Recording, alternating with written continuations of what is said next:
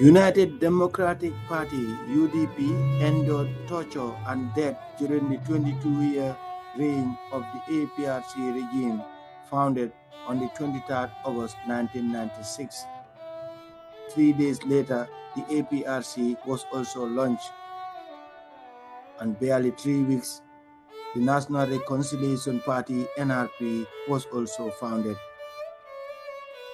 But the UDP leader, in a documentary directed and produced by Fat Toure of Kerfatu Media, takes a closer look at the challenges and troubles of the party and its Secretary General, Lawyer Ousainou Darboe.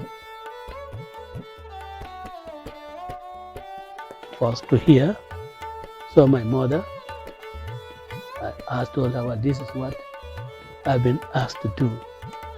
I myself approached me, you know. And I don't want to say anything without consulting you. As he said, well, since Gambians have confidence in you, you have my blessing. Go. God will protect you. Gambian call the dictator, Yerajikota Yadina. Da, Yamfata. Adu Alasi Kanta. From 1996 to date, Madi Jobate analyzes the three political parties that were once strange bedfellows. That is, from 1996, after the coup, when political activity started, three parties emerged, APRC, UDP, and NRP, which still exist. APRC went to assume power, and it survived 22 years, and since 2016 or 17 when it lost power, the party now has disintegrated into two, but not just that, also lost its majority in parliament after losing the executive, the government. And so that the party is basically one part situated in the Fonyi constituencies and another part in the Kombo constituencies, where they have.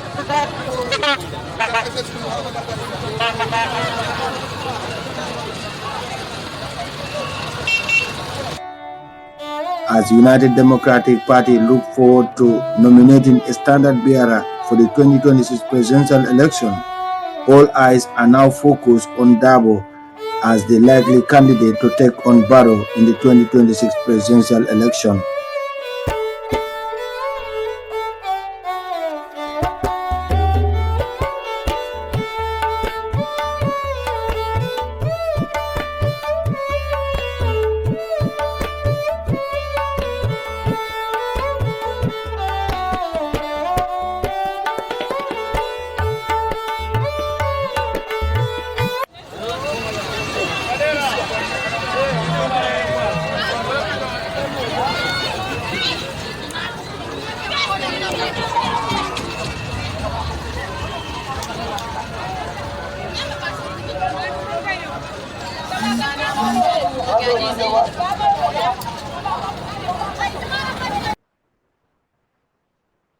Few weeks back, the party had to deal with internal squabbles that threaten its existence or relevance in the country's body politics.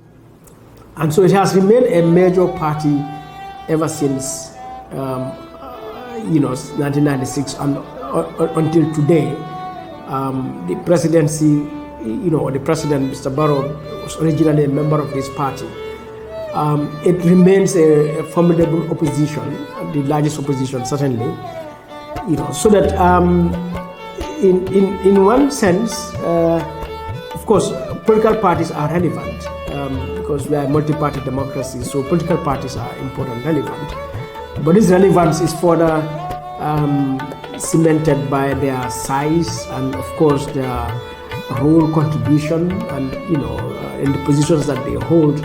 So that UDP is relevant in terms of the numbers it has in the National Assembly and, of course, its electoral base. And the relevance of NRP is its attachment to the NPP, where its leader is a key minister And APRC also is relevant given that the speaker comes from that party, even though it doesn't have much of its base now, and it's involved in a struggle because it has split into two factions. So for me, if there are any lessons to learn, is the fact that what this explains is, an issue that I have been lamenting is one, how our political parties have not been democratic enough in terms of their internal governance, so that the long-term survival of APRC largely rests on the fact that they were in control of state power, and so they have used state resources, state structures to survive. And the two opposition, UDP and NRP, largely because we are under dictatorship, and so that sustained them. But then at the end of the dictatorship, we've seen how NRP has lost a lot of its relevance and power. Contain it for it not to be public, you're really failing, because you never know when some loose cannon can really do something that you think ought to have been done internally. So making sure that these domestic squabbles, they do not even take place internally. We must agree that we can disagree on principles.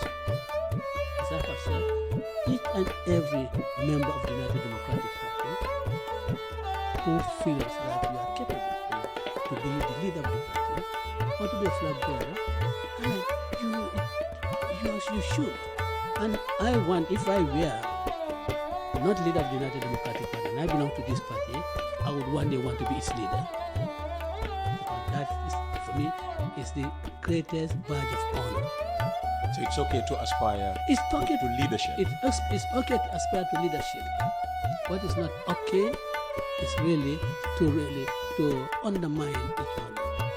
And while UDP remains a major party still, but we see the vibrations that are taking place within the party, particularly around leadership. And for me, that reflects the fact that, all of these parties need to transform from the the dictatorship era, setup and everything around it, to a new setup that is characterized by democracy as we have it now.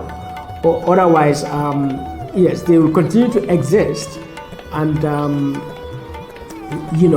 but then one would realize that their continued survival and relevance would be limited and challenged, because apparently, what is clear, it does not affect only NRP, UDP, and APRC, but all our political parties.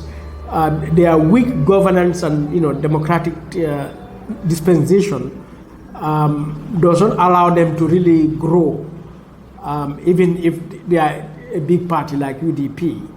And our parties, what it has shown is that the parties exist and become stronger only if they assume state power, just like how PVP became the foremost party in the country because of its control of state power that we saw with APRC. And now we can see how fast and big NPP has grown, not because it is democratic. It has some higher ideals or so, but simply because it controls state power. So, if anything, I think UDP has sort of resisted that narrative a little bit, given that it is still a very vibrant and very large party.